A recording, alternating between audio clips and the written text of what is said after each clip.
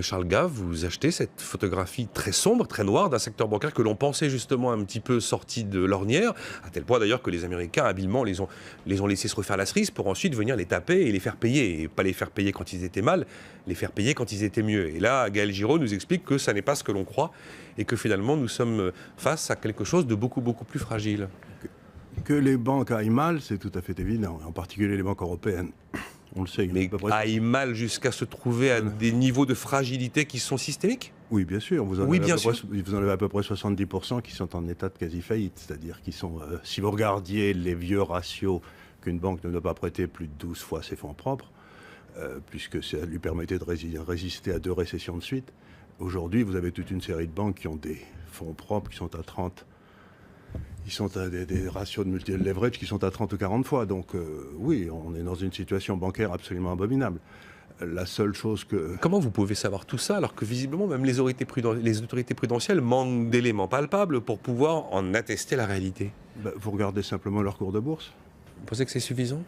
Elles ont perdu à peu près les 3/4 depuis 7 à 8 ans. Donc quand quelque chose baisse de 3/4, c'est que les gens qui savent à l'intérieur n'en achètent pas beaucoup. Et pourtant, elles étaient grosses dans les indices. Avec toute la gestion indicielle, elles auraient dû monter. Or, les cours des financières se sont écroulés en Europe. Si les cours des financières s'écroulent, c'est qu'en général, l'affaire ne va pas bien. Non, enfin, ça me paraît à peu près raisonnable. Ce qui signifie que cette question que l'on posait un peu sous forme de provocation ce matin avec Stéphane Soumi a une forme de fondement. Est-ce que nous sommes devant une nouvelle crise telle que celle que nous avons pu connaître, née aux États-Unis en 2008, mais qui cette fois-ci pourrait naître de bien des endroits différents, y compris du secteur bancaire européen ? Mais écoutez... Il faut peut-être... Est-ce qu'on peut faire un pas en arrière ? Alors, un pas en arrière, et puis on fera réagir Henri Pijac, qui est très calme depuis le début de cette émission, pour voir si il achète l'idée d'une pensée nouvelle, et ça, on a tous envie d'y croire, ou alors celle d'une terrible réalité sur le secteur bancaire qui ne serait pas connue de tous. Il faut revenir un petit peu en arrière. Moi, j'ai fait toute ma carrière dans un monde où l'argent était au centre du système, la création d'argent par le crédit, ça se diffusait dans l'économie réelle. Et puis quand vous passiez dans l'économie réelle, au bord de l'économie réelle, vous aviez le prix des actifs. S'il restait suffisamment d'argent, une fois que l'argent avait été utilisé dans l'économie réelle, le prix des actifs montait. S'il n'y en avait pas, le prix des actifs baissait. Et donc le prix des actifs, c'était un peu un réservoir de liquidité qui servait à l'économie pour revenir à son équilibre. Oui, c'était un peu ça, c'est là-dessus que j'ai travaillé, c'est un modèle qui est vieux comme les rues. Il n'y a rien de bien nouveau là-dessus. Depuis un certain nombre de temps, et en particulier depuis l'arrivée de l'euro, les banques centrales ont décidé de mettre le prix des actifs, en particulier des obligations d'État, au centre du système. C'est plus l'argent qui est au centre du système, c'est le prix des actifs qui est au centre du système. Et elles ont décidé d'imprimer suffisamment d'argent pour que ce prix des actifs ne baisse pas.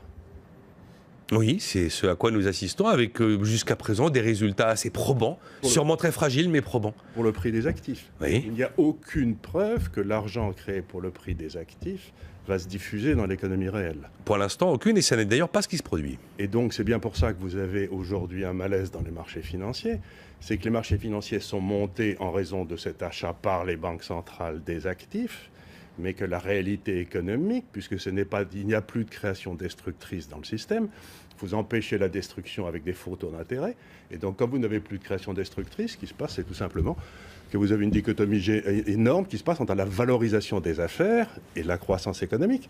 Donc, on est en train de créer un système, si j'ose dire, d'Union soviétique, où il n'y a pas de prix de l'argent, il n'y a pas de prix de taux d'intérêt, il n'y a pas de prix pour le taux de change, il n'y a pas de prix pour le rendement marginal du capital investi.